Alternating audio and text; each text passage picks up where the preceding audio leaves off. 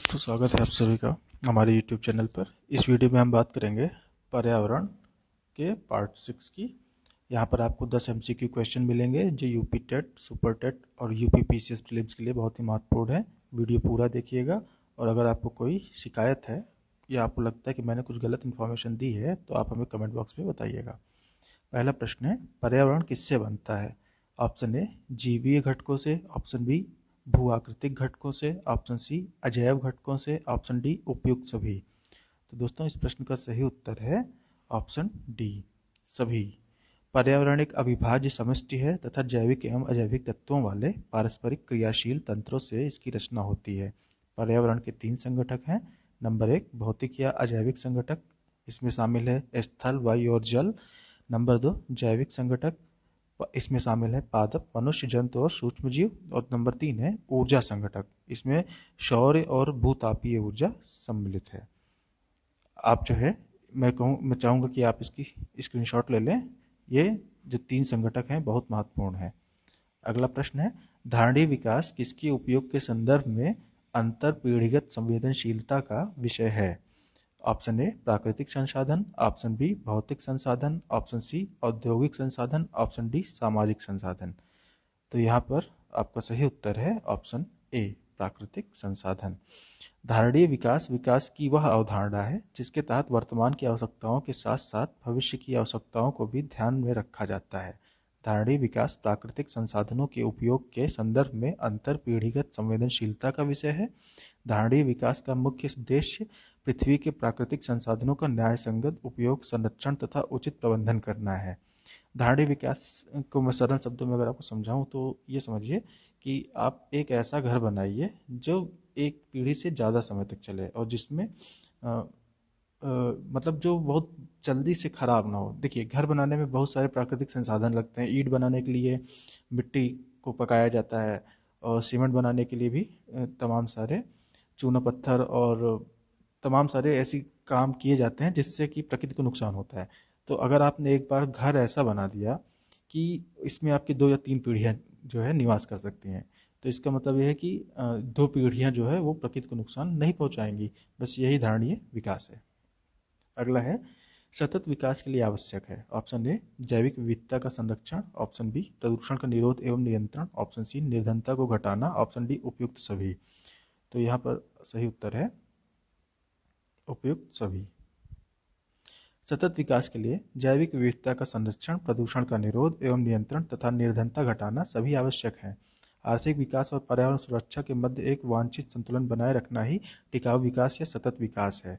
तो यहाँ पर आपको सतत विकास की परिभाषा मिल गई होगी। आर्थिक विकास और पर्यावरण सुरक्षा के मध्य वांछित संतुलन बनाए रखना टिकाऊ विकास या सतत विकास है।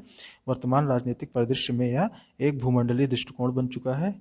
टिकाऊ विकास की जो अनिवार्य शर्तें हैं वे सूचनाओं की उपलब्धता पर आधारित होती हैं। अगला प्रश्न है, पर्यावरण से अभिप्राय है। ऑप्शन ए भूमि, जल, वायु, पौधों एवं पशुओं की प्राकृतिक दुनिया जो इनके चारों ओर अस्तित्व में है। ऑप्शन बी उन संपूर्ण दशाओं का योग जो व्यक्ति को एक समय बिंदु पर घेरे हुए होती हैं। ऑप्शन सी भौतिक, जैविक, कीय एवं सांस्कृतिक तत्वों की अंतःक्रियात्मक व्यवस्था जो अंतः संबंधित होते हैं। ऑप्शन डी उपयुक्त सभी। तो यहाँ पर सही उत्तर है ऑप्शन डी उपयुक्त सभी। पृथ्वी पर पाए जाने वाले भूमि, जल, वायु, पेड़ पौधों एवं जीव जंतुओं का समूह जो हमारे चारों ओर है सामूहिक रूप से पर्यावरण कहलाता है। पर्यावरण के ये अजैविक और जैविक संगठक आपस में अंतरक्रिया भी करते हैं। यह संपूर्ण प्रक्रिया एवं तंत्र के रूप में संचालित होती है जिसे पारिस्थितिकी तंत्र के रूप में परिभाषित किया जाता है। पर्यावरण संरक्षण अधिनियम 1986 के अनुसार पर्यावरण किसी जीव के चारों तरफ घिरे भौतिक एवं जैविक दशाएं और उनके साथ अंतःक्रिया को सम्मिलित करता है। अगला प्रश्न है, अधोलिखित में से कौन सा पृथ्वी के कार्बन चक्र में कार्बन डाइऑक्साइड की मात्रा को नहीं बढ़ाता है? ऑप्शन ए श्वसन, ऑप्शन बी प्रकाश संश्लेषण, ऑप्शन सी जैविक पदार्थों का क्षय, ऑप्शन डी ज्वालामुखी क्रिया। तो यहाँ पर सही उत्तर है प्रकाश संश्लेषण। श्वसन में कोई भी जीव जो है वो ऑक्सीजन को अंदर लेता है और कार्बन डाइऑक्साइड छोड़ता है। जब जैविक पदार्थों का क्षय होता है तो भी कार्बन डाइऑक्साइड उत्सर्जित होती है। ज्वालामुखी क्रिया में भी कार्बन डाइऑक्साइड उत्सर्जित होती है। प्रकाश संश्लेषण में ये उल्टा होता है। प्रकाश संश्लेषण में पौधे कार्बन डाइऑक्साइड को अवशोषित करते हैं और ऑक्सीजन छोड़ते हैं। तो इस तरह से प्रकाश संश्लेषण कार्बन चक्र में कार्बन डाइऑक्साइड की मात्रा को नहीं बढ़ाता है। अगला है सौर विकिरण की सबसे महत्वपूर्ण भूमिका है। कार्बन चक्र में, हाइड्रोजन चक्र में, जल चक्र में, नाइट्रोजन चक्र में।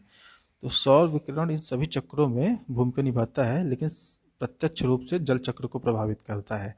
यदि सौर विकिरण कम होगा तो सबसे पहले जो प्रभावित होगा वो जल चक्र प्रभावित होगा। तो इसका उत्तर होगा ऑप्शन सी। जल चक्र में सौर विकिरण की सबसे महत्वपूर्ण भूमिका है। सौर विकिरण जल चक्र को चालित करता है और जल का वाष्पीकरण करता है। सौर विकिरण द्वारा बर्फ का जल में द्रवीकरण होता है। जल चक्र हाइड्रोस्फीयर में जल की विभिन्न गतिविधियों को दर्शाता है। 7वां प्रश्न है, वर्षा की मात्रा निर्भर करती है हवा के दबाव पर। ऑप्शन ए है, बी ऑप्शन है वायुमंडल में नमी पर, ऑप्शन सी है जल चक्र पर और ऑप्शन डी है तापक्रम पर। तो वर्षा की मात्रा इन सभी पर निर्भर करती है, लेकिन वायुमंडल में नमी सबसे प्राइमरी है। अगर नमी नहीं है और ये सारे जो अवयव हैं ये उपस्थित हैं तब वर्षा नहीं होगी। तो सबसे ज़्यादा जरूरी है वायुमंडल में नमी पर। वायुमंडल में जितनी ज़्यादा नमी होगी वर्षा की मात्रा उसी पर निर्भर करेगी। वायुमंडल में नमी की मात्रा का वर्षा का निर्धारण करती है। सभी प्रकार की वर्षा की मात्रा तथा बूंदाबांदी, वर्षा, बर्फबारी इत्यादि वायुमंडल में नमी की मात्रा में बढ़ोतरी से बढ़ जाती है। अगला प्रश्न है, कई प्रतिरोपित पौधे इसलिए नहीं बढ़ते हैं क्योंकि नई मिट्टी में ईस्ट खनिज पदार्थ नहीं रहते हैं। ऑप्शन ए है।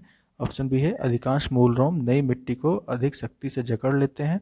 ऑप्शन सी है, प्रतिरोपण के दौरान अधिकांश मूलरोम नष्ट हो जाते हैं। ऑप्शन डी है, प्रतिरोपण के दौरान पत्तियां क्षतिग्रस्त हो जाती हैं। तो इसका सही उत्तर है ऑप्शन सी। जब पौधों को प्रतिरोपित किया जाता है तो उनके जो मूल रोम होते हैं नष्ट हो जाते हैं। और मूल रोम क्या करते हैं, ये आसपास के जमीन से जो है वो नमी को अवशोषित करते हैं। जब मूल रोम नष्ट हो जाते हैं तो पौधों को पानी नहीं मिल पाता है। पौधों के अधिकांश मूल रोम प्रतिरोपण के कारण नष्ट हो जाते हैं, इसलिए कई प्रतिरोपित पौधों में वृद्धि नहीं होती है। खेतों में उर्वरकों का प्रयोग करने पर यदि शीघ्र ही अधिक जल से खेतों की सिंचाई नहीं होती तो मृदा विलयन की सांद्रता अधिक हो जाती है। इससे जड़ के मूल रोमों द्वारा जल अवशोषण कठिन हो जाता है और पौधे मुरझा जाते हैं। आपने ये चीज़ रियलाइज किया होगा, जब आप खेत में खाद डालते हैं तो और पानी नहीं डालते तो पौधे जल जाते हैं। इसको पौधों को जलना बोलते हैं। ठीक है, उसका रीजन है कि वहाँ पर मूल रोम जो है वो पानी को अवशोषित नहीं कर पाते हैं। अगला प्रश्न है, पृथ्वी के चारों ओर गैसों के समूह को क्या कहते हैं? भूमंडल, जलमंडल, वायुमंडल, जलकण। तो यहाँ पर सही उत्तर है वायुमंडल। पृथ्वी के चारों ओर गैसों के समूह को वायुमंडल कहते हैं। पृथ्वी के परितः विद्यमान गैसों के समूह को वायुमंडल कहते हैं। इसमें नाइट्रोजन, ऑक्सीजन, कार्बन डाइऑक्साइड तथा अन्य गैसें पाई जाती हैं। आपको जानकारी के लिए बता दूं कि नाइट्रोजन की मात्रा सबसे ज़्यादा लगभग 78% और ऑक्सीजन की मात्रा लगभग 21% होती है। शेष 1% में अन्य गैसें होती हैं। अगला वायु एक है, रिक्त स्थान है यहाँ पर।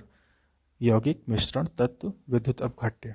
तो यहाँ पर सही उत्तर है वायु एक मिश्रण है।